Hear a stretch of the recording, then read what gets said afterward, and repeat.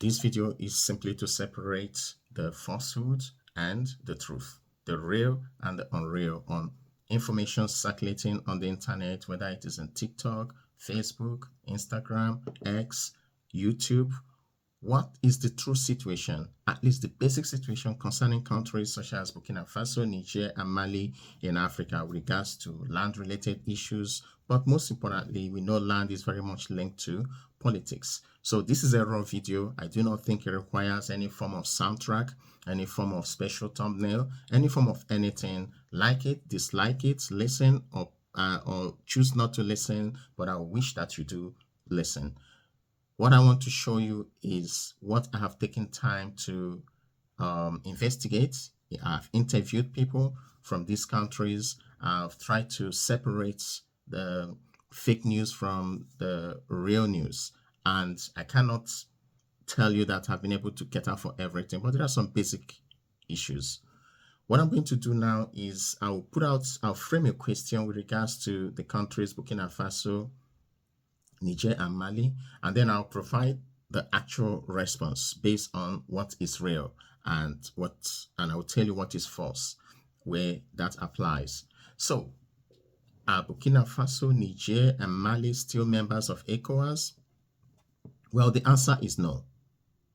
They are no longer members of ECOWAS, but that is not because ECOWAS booted them out or expelled them. It is simply because ECOWAS suspended them and they chose to withdraw.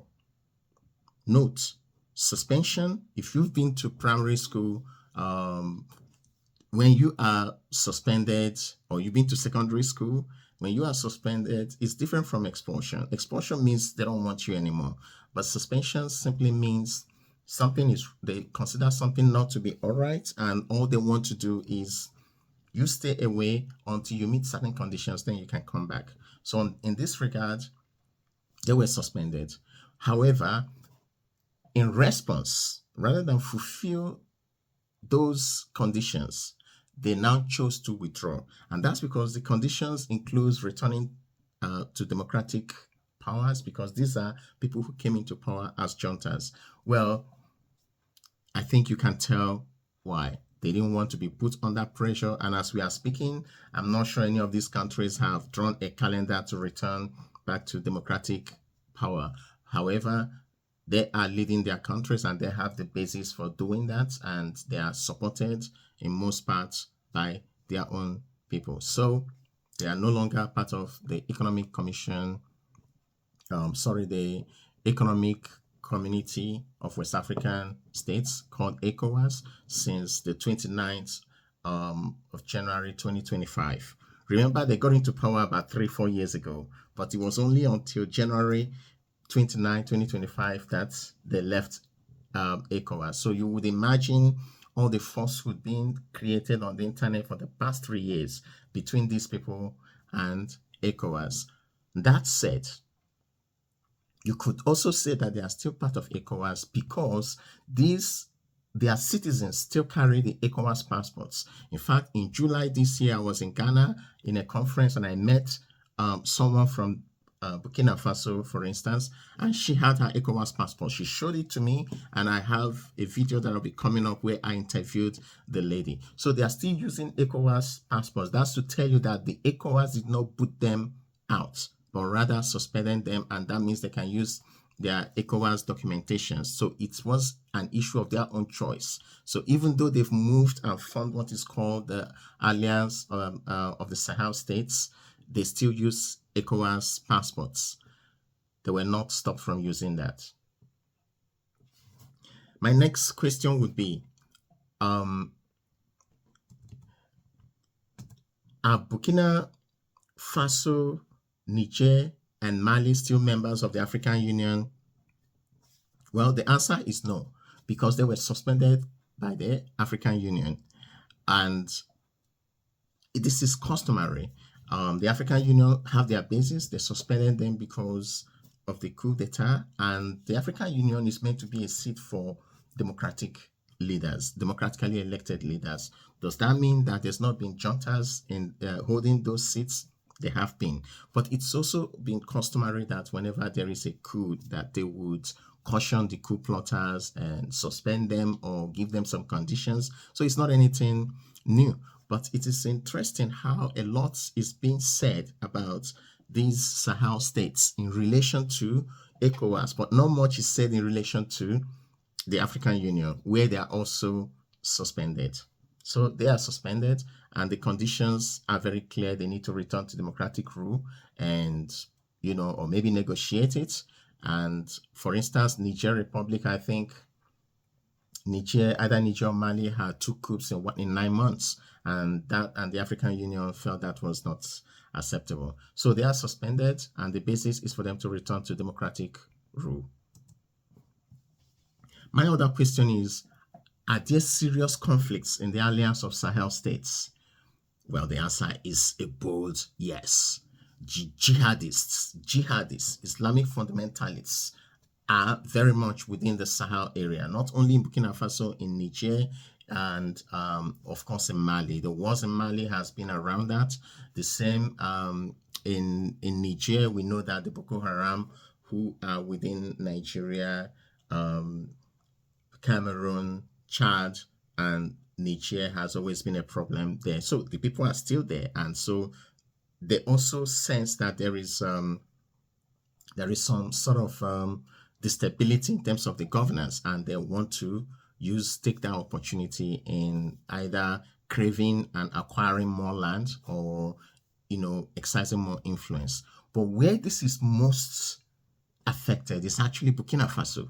Burkina Faso is highly affected by this, and what Mr. Ibrahim Traore has been doing, even though it's not been talked about, is that the young man is spending a lot of time trying to quell Islamic jihadist rebellion than any other thing. He is at war. These people are all over the place trying to fight to take over the the major cities, and he's been fighting, and it's been a big war over there. So there is some serious conflict happening over there, and this is not being reported, but what is being reported are the more glorious stuff, but I can tell you that the young man is not definitely enjoying being the typical president, but he's a president in a war situation, and we can respect him for that. So jihadists pose a significant problem in the alliance of Sahel states, particularly in Burkina Faso.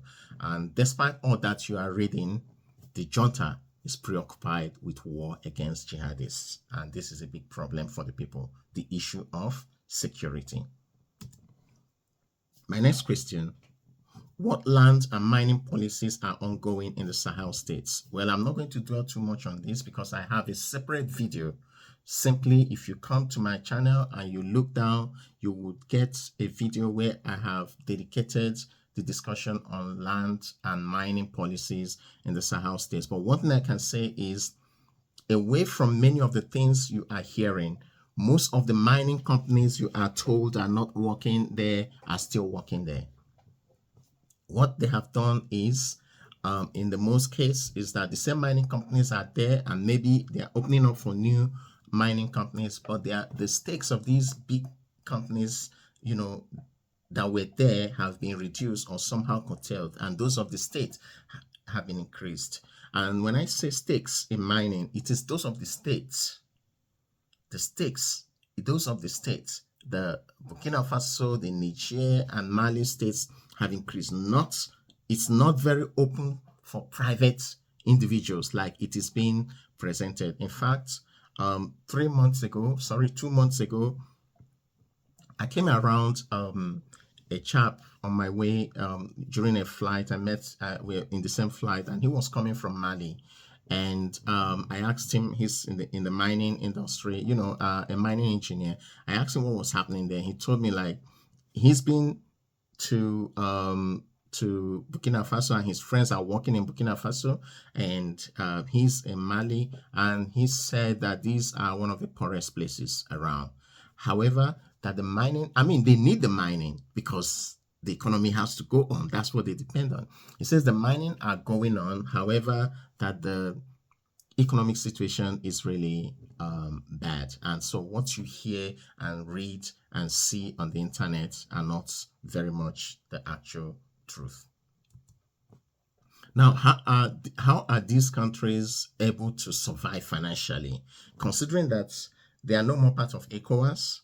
And some of you may not know it. In fact, these countries, the Sahel states, imposed tariffs, 0.5 tariffs on ECOWAS states. And they are landlocked, by the way, because when you check the map, you will find that they are not by the coast. They are all landlocked, but they are connected. So they are landlocked around the ECOWAS states, with, of course, with some way off, to the northern parts of the continent. But so how are they surviving?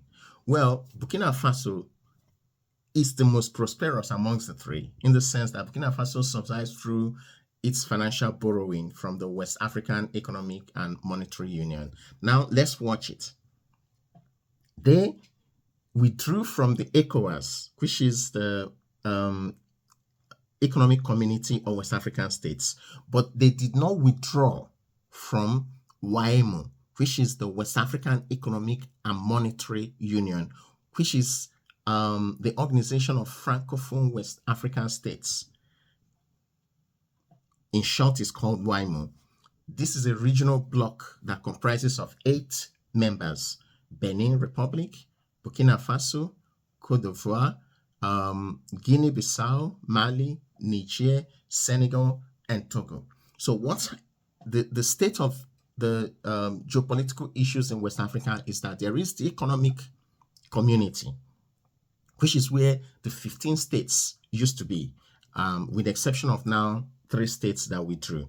But then there's also the WAEMU, which is the financial organization only for the Francophone countries. So the WAEMU itself aims to foster economic integration amongst its member states in order to facilitate regional cooperation in terms of finance. The WAEMU was established to promote monetary and financial stability, as well as economic integration among the countries that share the West African CFA francs. So you see, it is the Francophone, those that share the CFA francs as a common currency. So they have this union, the WAEMU, which was established as far back as 1962. The names might have changed, but it's been there since 1962, and it changed name in 1994, I believe. And the headquarters is in Ouagadougou in Burkina Faso. So if you go to WAEMU, all the things that is being said about Ibrahim Traore and the development he's making in the economic strides he's making in Burkina Faso are based on the borrowings from the financial dependence on WAEMU. Now, I'm not trying to say everything that is being said is true, but he is surviving seriously, more importantly than others, Burkina Faso, because of the borrowings from WAEMU. Then WAEMU itself is headquartered in Ouagadougou, which is in Burkina Faso. And so Burkina Faso is still there. They were not kicked out. And of course, they have their financial dealings before the coup was not bad, because suspension will be based mostly on political and financial situation.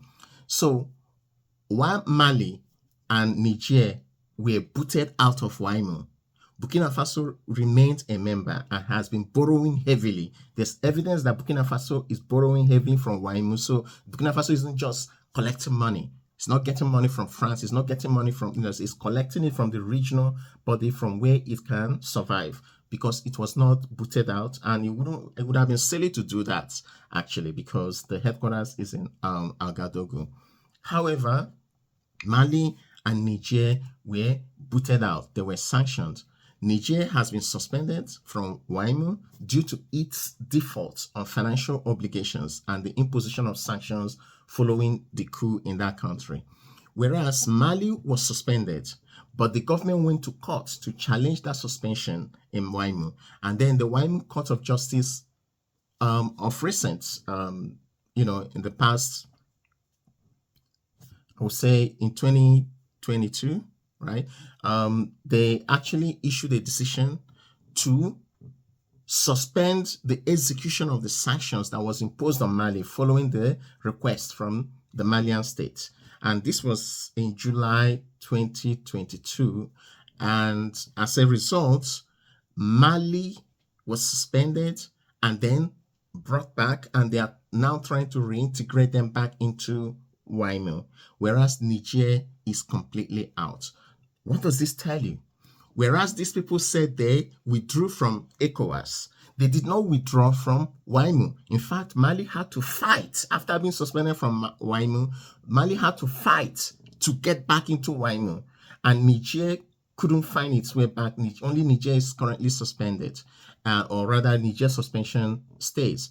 So it is actually the credit we're not giving the West African states is that even the fund that Ibrahim Traore is using is coming from Waimu, but rather we just keep talking as if, content creators who just want clickbaits talk as if there's nothing good that comes from West Africa. No, ECOWAS loves them. ECOWAS wants them to stay. ECOWAS is just saying you need to change your government to what it was before, or at least establish a calendar for democracy, which they didn't do, and we hope they'll do it someday. Whereas Waimu suspended the two of them. One of them fought to come back. So the reason they didn't have to fight to go to ECOWAS is because ECOWAS is not giving them money anyway. But Waimu is giving them money, Waimu is giving them credits, and Waimu is giving them loans, and they have financial stake in Waimu. So they wouldn't ordinarily abandon a place where they have financial stake. And on that basis, they are still part of Waimu, except for Niger, but Mali had to fight its way back. Now, are the Sahel states free countries where you can say what you like? Absolutely no. And don't fool yourself. A military junta is a military junta. These are police states. If you say what the state does not like, they would say that you're agent of Western, of the Western colonialists. In fact, this happens on YouTube and all over the social media. You can't have a different opinion from what others have. If you express it, the agents of these states who are scattered all over these social media will accuse you immediately that you are a sellout. It's on that basis that they are also controlling the country. And so, no, you cannot speak against the government, and you have to control your oratory organs. This stuff. You must control it. Otherwise, you're going to be in trouble over there, because they are juntas and the state is a police state. So that said, a lot of falsehoods. Falsehoods where people tell you that in Burkina Faso, everybody has free land. That's not completely true. But what are, and perhaps this is my last question, what are the infrastructures being bandied all over the internet and attributed to these governments? What are these infrastructures? Are they really true? They are not excellently true. For instance, in Burkina Faso, you must build your own. That is, I'm telling you what was put in place. This man isn't building houses for everybody. I mean, he doesn't have the money. You can't be isolated and have that kind of cash, or be so credit worthy, or as it's been presented, Russia is giving you everything. No, or China is doing that. Using Burkina Faso, for example, is that Burkina Faso actually made a decree that if you own a piece of land, it should not be vacant. So if you own a piece of land, those that acquired land must build on it. And if you don't build on it, the government will seize it. And on that basis, a lot of very fast, rapid physical development has happened in the city of Ouagadougou. And yes, that's something great. It's based on the policy put in place by the government, or if you like, the military decree put in place. And the others are doing similar things. However, it does not mean that they are taking land and giving free land to everyone who doesn't have land.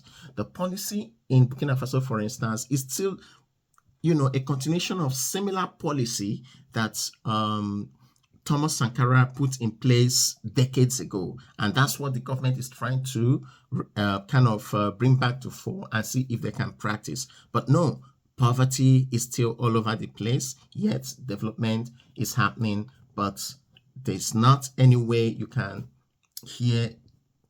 Think about it. Can you build a car plant, car factory, produce your own car? Inventions just appear in 1 year, 2 year, 3 years.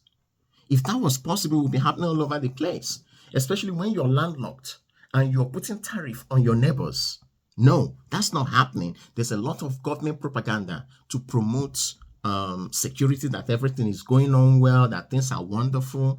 Those things are happening. They even happen in governments that are not under democratic, that are not under military rule. Not to talk of a government that in itself is isolated. So when you look at the things you see online, most of them are simply not true. Most, when it comes to development of by the state, are simply not true. Most are AI, most are fabricated, and with due respect, there are a lot of content creators that I respect that I have seen banding these things around without any evidence. And I think this is, we should stop it. There is nothing wrong in saying the truth as it is. So now, this does not mean that the government have, established refineries or many of the things that have been said. Those things aren't true. You can call anything refinery. You build a depot and you call it a refinery. You build a tomato canning plant, you call it something else. But please, there's a lot of propaganda going on. And most of these development aspects of the news are all mostly propaganda. And these are exaggerated to elevate some of these juntas, especially Mr. Traore, on the internet.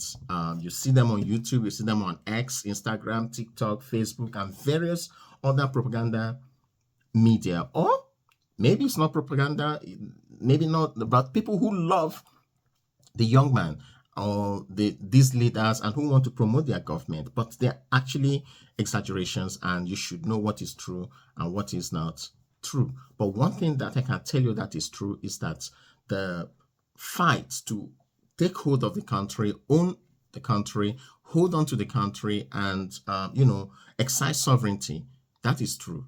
And that is one thing they are definitely doing. But a lot of how they are doing it is now being exaggerated. So I'll stop here. I guess I've talked for a long time, but this is just to say, if you want to know what is true, please develop the sense of being able to separate the truth and the false, because a lot of things, even sometimes for the so-called credible media, are for and against in a false way, on this issue with regards to those who want to promote Traore, who want to promote the presidents in Niger and Mali, and those who want to put them down. But what I've tried to do is tell you what I have investigated, meeting people who come from these countries. In fact, many don't want to be seen on the social media. They don't want to be seen talking about the country because there are goods and there are bads that they had to say. And it is not such a free country that you can say what you like. With that said, thank you. And I have done videos on the Sahel state. I've done videos on Burkina Faso particularly, and you can check down. And if you can check down, please watch them. Feel free. It's a free world to say what you like. And I would like to thank you for listening. And that's it. Bye.